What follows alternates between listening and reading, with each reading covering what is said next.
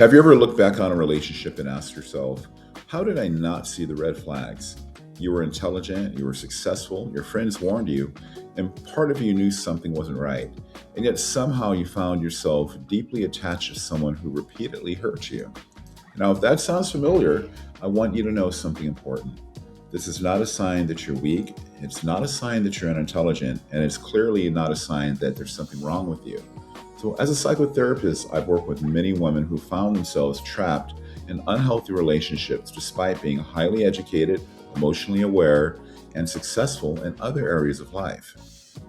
So, today we're going to explore the psychology behind why smart women can become attracted or attached to very toxic men, and more importantly, how healing and growth can help break that cycle.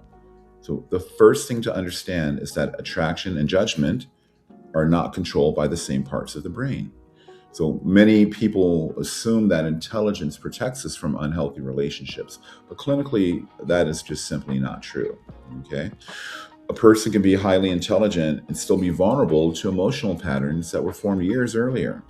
Okay. One reason this happens is what psychologists, or the reason why this happens is why it's what psychologists call intermittent reinforcement. In healthy relationships, affection and respect are relatively consistent. Now, in toxic relationships, affection often comes and goes unpredictably. One day you're loved intensely, the next day you're ignored, criticized, or just emotionally withdrawn from. Ironically, this inconsistency can create a stronger emotional attachment, rather.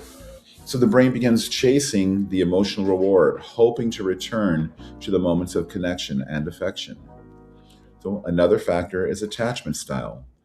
Individuals who grew up with inconsistent emotional availability might unconsciously find familiar dynamics attractive later in life. Those dysfunctional dynamics, rather.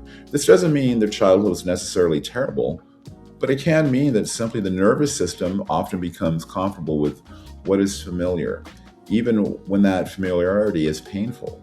So, as therapists, we frequently see people mistake emotional intensity for emotional intimacy. These are not the same thing. Intensity feels exciting, but intimacy feels safe. Toxic relationships often create emotional highs and lows that can feel incredibly powerful.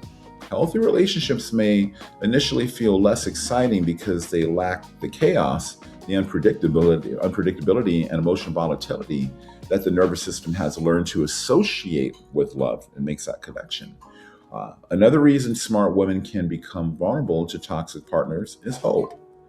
And I want to emphasize that because hope it's not a weakness, that this is because hope is not a weakness. Many compassionate women see potential in people. They see the wounded child beneath the difficult behavior. They see moments of kindness. They see what the relationship could become. But the problem occurs when someone falls into love with potential rather than reality. Okay, with potential rather than reality. Healthy relationships are built on who someone consistently is and not who we hope they will become. Okay.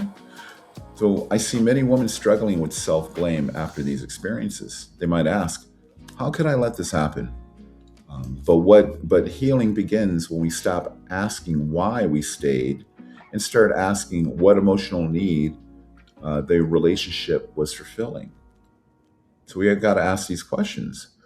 Were you seeking validation, connection, security, sense of being chosen? Understanding the need beneath the attachment often reveals the path towards healing. Okay? So, one of the most important clinical concepts I teach is that awareness alone is not enough. Many women recognize red flags intellectually. The challenge is that emotional healing occurs at a deeper level than just knowledge, than just surface knowledge, right?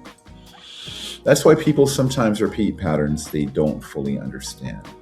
Real change happens when emotional wounds are addressed, boundaries are strengthened, and self worth becomes rooted internally than externally. Okay? The goal isn't to become less loving, the goal is to become more discerning. Okay? The goal isn't to stop caring about people, The goal is to care about yourself with the same compassion that you offer others. You see the difference there? Okay. When that happens, unhealthy relationships become much easier to recognize and much harder to tolerate as well, by the same token. So if you've experienced a toxic relationship, I want you to remember this. Your past relationship choices do not define your future. You are not damaged, you're not foolish, and you are not destined to repeat the same pattern forever. So healing is possible. So the more you understand your attachment patterns, your emotional needs, and relationship history, the more empowered you become to create healthier connections moving forward. So if this video has helped you better understand yourself or someone you care about, leave your comments below and let me know your thoughts. Okay, we'll see you in the next video. Okay, take care.